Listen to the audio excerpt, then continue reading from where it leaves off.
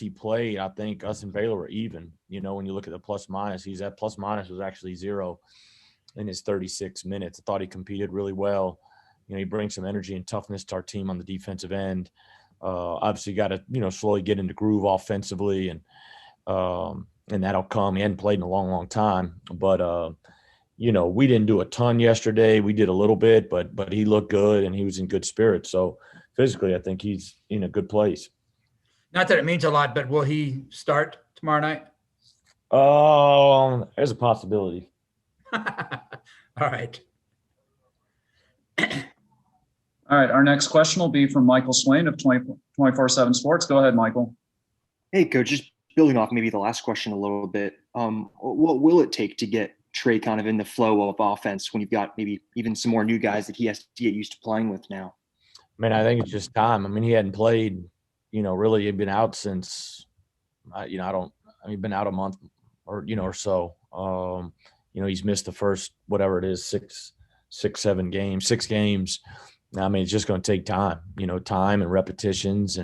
But Trey's got a good feel and good IQ. And so, hopefully, he'll, get to where he needs to be, sooner than later. But I thought offensively he was fine the other day, made, 1 for 3, made a big 3 in the first half.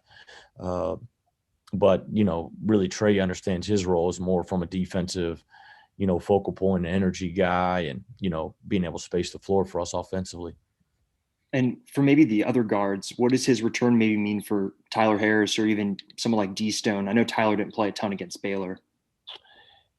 Yeah, I think obviously Trey, he has experience. I think he understands what we're doing. So I think what it does is it makes those other guys, hopefully have to really, really dial in and understand, make sure they understand, the importance of knowing what we're doing in all the scenarios, both offensively and defensively. And so that they're ready when their number is called. We need some guards to step up, especially coming off the bench. And so there's obviously definitely room, whether it's Tyler, whether it's Jaden Walker, whoever it may be, Dudley D. Stone, those guys, we need 1 or 2 to step up for sure. Our next question will be from Matt Bellinson of the Iowa State Daily. Go ahead, Matt. Steve, after the Baylor game, I believe you were talking about how it's good to see that the guys competed for the entire game and they were right there with Baylor for pretty much the entire game. But obviously at some point it's got to translate into wins. What's kind of the balance for you and the coaching staff of, on one hand, being, proud and seeing that energy and effort, the whole way through, but also realizing that, hey, at some point we got to get these wins here. What's kind of the balance with that? Yeah, you got to win. I mean, it's a win-loss business, win-loss. That's what sports is about. You got to get better. You got to get better daily. You got to get better weekly. You got to continue to grow and build. But at the end of the day, you judge it on if you won. And so, there's no moral victories. We've won, multiple championships the last several years here. And so that's how we're defined. And that's what we understand that. And so I need to make sure I reiterate that with our guys, that it's great that we're growing in some areas. From a standpoint of defensively, you look at some defensive numbers, the first 3 games in conference, pretty good. We went toe-to-toe on the glass with Baylor and West Virginia on the glass. The things that we really struggle with, man, which has been uncommon of our teams over this last several years is, the free throw disparity and then the turnovers. And so our biggest focus is, man, we've got a great team. I'm sure Texas is ranked in the top 5 today. I'd be shocked if they're not. They're really good, and we got to go down there and we played them really well twice last year, and we got to go down there and win. But we got to keep fighting and keep plugging. We're 3 games into conference play. We got 15 left, and we got an SEC game left, and so a lot of great opportunities for us. We've got to keep getting better defensively. Our energy and and our being dialed into the game plan, I thought for the majority of the game the other day was very good and gave us an opportunity to win. But now we got to finish. Going off what you said about Texas, I mean, obviously I know the big win over Kansas definitely, helps with that, but just why do you think they're deserving of that top 5 ranking? What have you seen from them that makes them so good? Well, they got everybody back, number one. So obviously you got great experience. And then you had somebody like Greg Brown to the fold. You got really good guard play.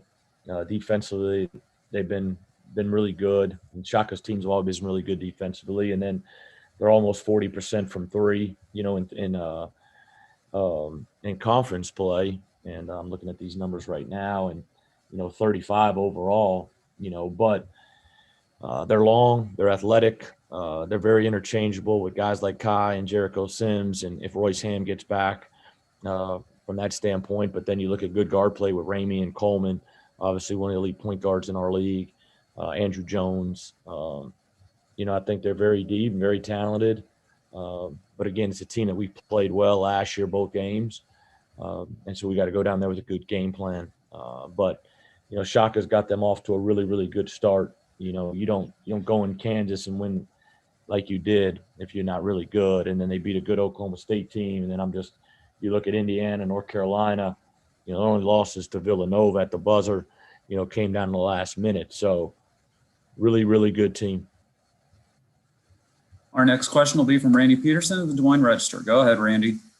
Steve, you kind of answered all my questions right there, but generally the overview of the Big 12 right now through, I don't know, half a dozen games, whatever there's been.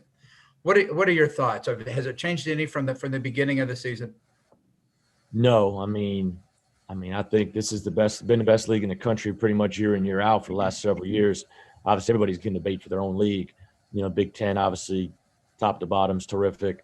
Then you go on down the line with the Power Fives and 8-10, and there's so many good leagues. But our league is terrific. You got two teams probably in the top five in the country, in Baylor and Texas, and we have them back to back, and so we got to be ready for them. But the league's great every year, but I think you do see teams like Baylor and Texas returning all their guys from last year, outside of maybe one guy here and there. They're going to be very good, and so we got to just have some carryover, clean up some deficiencies that we had offensively in the Baylor game, but kind of keep our focus on understanding how to complete a game plan for 40 minutes. All right, thanks. I'll see you down here. All right, Randy. All right, next question will be from Michael Swain of 24/7 Sports. Go ahead, Michael.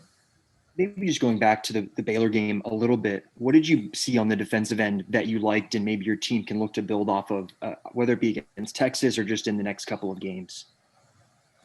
I thought once we got through the first media timeout and kind of reiterated again what our focal point was and what our attention to detail from the scouting report and game plan was, we got that fixed and reiterated that. I thought we did a great job of, for the most part, staying engaged with that. But I thought our guys played with great energy. I thought they competed with Baylor on the glass. The turnovers really bothered us. Too many and ones. We got to clean that up. Too many easy baskets. We got to take that away. But some of those come off transition and in transition, off turnovers. But I thought our effort and energy is good. I think that's the biggest thing of getting these guys to understand how hard you have to play and for how long you have to play that hard. You got to play 40 legit minutes against teams in our league just to give yourselves a chance. And then it comes down to the last 4 minutes. You got to execute and make plays. And maybe I know you mentioned after the Baylor game that Xavier's kind of dealing with a little injury right now. What do maybe the next week, 10 days, 2 weeks look like for him? Yeah, well, hopefully we have a good practice with him today. And so he understands, what we want to do defensively against Texas and offensively. And then, hopefully be able to get him out there tomorrow night. Thank you. He provides some length and activity and skill, at the 5 spot, which we need. Our next question will be from Matt Bellinson of the Iowa State Daily. Go ahead, Matt. Steve, how would you evaluate what you got from George against Baylor? George he's got to be good for us when he's out there. I thought, when he ran the floor, we got an easy basket, but we got to get him to finish around the basket. Too many times around the basket, we're there, we got layups or and one opportunities. We got to get that. We got to finish that. He is very good in the middle, playing with ball screens or what we call get action, having a good feel for that. But, he's got to be a presence around the rim, and he's got to rebound and defend for us, when he's at the 5 and, be able to finish plays around the basket. And so, we need him to continue to really push forward and really try to grow over these next couple of weeks in those areas. Thanks. And that's all we have for you, Coach. Thanks for your time today.